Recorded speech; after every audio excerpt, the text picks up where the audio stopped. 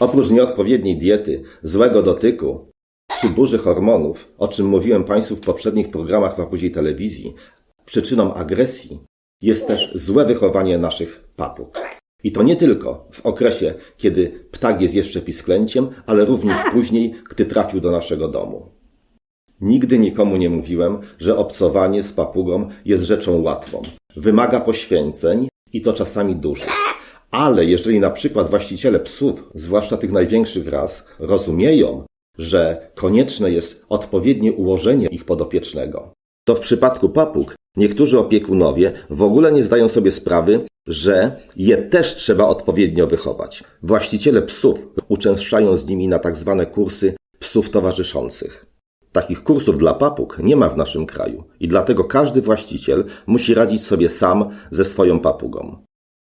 A tymczasem to, czy nasza papuga będzie wykazywała agresję, zależy od jej wychowania. To nie są rybki czy gady, które nie wymagają żadnego wychowania.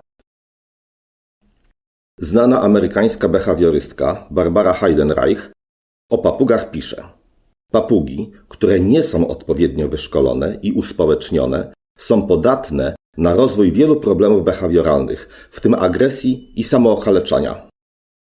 Wbrew temu, co niektórzy twierdzą, pewne gatunki wykazują silną tendencję do zdominowania swoich opiekunów, o czym wspomnieliśmy w filmie Hierarchia u papug.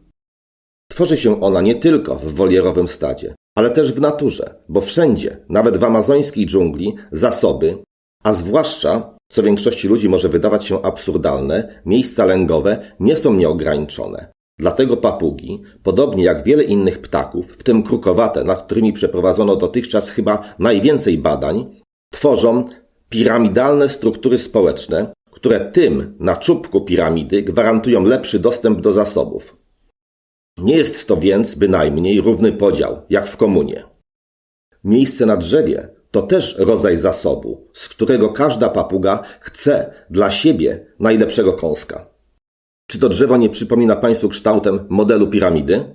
Każda papuga czuje się bezpieczniej, a więc bardziej komfortowo, kiedy siedzi na najwyższej gałęzi, gdzie prawdopodobieństwo dotarcia na drzewnych drapieżników jest najmniejsze. Ale wszystkie papugi nie mogą siedzieć na tej najwyższej gałęzi, bo po prostu się nie zmieszczą. Przywilej do przesiadywania na czubku drzewa mają tylko te, które są najwyżej w hierarchii papuziego stada. Każdy hodowca o tym wie, że w stadzie papug istnieje hierarchia, papugi mają ją w genach. Nasz pierzasty pupil traktuje nas jak członka swojego stada. Dlatego z nami będzie również próbował ustalać hierarchię. I w związku z tym niektóre papugi wymagają dość twardej ręki. Nikogo nie zachęcam oczywiście do takich walk z papugą o pozycję w naszym stadzie, jak to usiłują wywalczyć te dwie papuszki faliste. Ale nie możemy dopuścić, żeby to papuga była na czubku tej piramidy, a my na jej dole. Tak samo, jak nie pozwolilibyśmy na to naszemu psu, czy nawet naszemu dziecku. When you allow a parrot to sit higher, the bird suddenly believes that, hey, I'm somebody here. And you can develop a lot of issues because the parrot will become difficult to manage. I always say that I want the animal to look at me. I don't ever want it to feel second citizen. I want it to understand that it's an important life, but I want it to understand that I am the leader, that it's going to learn from me. Nie chodzi tu o stosowanie wobec naszej papugi przemocy, jak to robią ptaki w wolierze czy w naturze. Chodzi o ustalenie relacji z papugą na zasadzie partnerskiej, takiej samej, jaką powinniśmy ustalić z naszym dzieckiem. A więc nie biciem czy klapsami, ale tłumaczeniem. Rodzic czy wychowawca powinien być dla dziecka partnerem, ale musi być dla niego autorytetem. Tak zwany szwedzki, bezstresowy model wychowywania dzieci nie do końca się sprawdził. Podobnie jest z papugami. Podobnie jak nie możemy pozwolić dzieciom na wszystko i akceptować na przykład tego, że przestaną mieć chęć chodzenia do szkoły czy uczenia się, tak samo na wszystko nie możemy pozwolić papugom. Jeżeli, jak propagują to niektórzy behawioryści, jedynym sposobem układania papug będzie tak zwane pozytywne wzmocnienie, to możemy być pewni, że rezultaty, które chcemy osiągnąć, mogą być niekiedy dość odległe od tych, które były w naszych planach. Kiedy trafia do nas młoda papuga, ma ona już w swoich genach zakodowane pewne zachowania. Inne przyswoi sobie w procesie uczenia się. Nie chodzi o to, żeby wpajać jej zachowania stojące w sprzeczności z jej naturą. Bzdurą byłaby próba wyszkolenia papugi do polowania na inne ptaki, bo to nie leży w jej naturze. Ale wyuczenie cichszego zachowania czy nieokazywanie agresji w kontaktach z ludźmi jest nie tylko możliwe, ale wręcz niezbędne. Na orzeszka?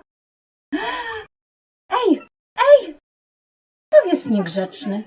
No są to ptaki, które dziobią. No mówię, one chcą pokazać, że one tu rządzą. Nie każdy to potrafi zrozumieć. Ałałał. Ałałał. Nie wolno. Nie. Trzeba je uczyć. Na przykład tutaj Karol w tej chwili starał się mnie dziobnąć. Karol, nie. Wspólne życie wymaga kompromisów z obu stron i koncentrowania się na tym, co łączy i co zaspokaja potrzeby emocjonalne obu stron, zarówno papugi, jak i jej opiekuna. Kiedy papuga usiądzie raz czy dwa powyżej naszej głowy, to jeszcze nie znaczy, że już nad nami dominuje. Młoda papuga jeszcze nawet nie uświadamia sobie tej potrzeby. Ale jeśli będziemy jej na to zbyt często pozwalać, to zacznie to odbierać tak, że najlepsze zasoby tylko do niej należą i w związku z tym to ona jest na czubku piramidy. I wtedy zacznie instynktownie usiłować przy pomocy agresji wobec nas utrwalać swoją dominującą pozycję w tym naszym stadzie. Oczywiście ten instynkt dominacji u niektórych gatunków jest silniejszy, jak na przykład u kakadu czy amazonek, a u innych słabszy, a u innych jeszcze prawie niezauważalny, jak na przykład u ar.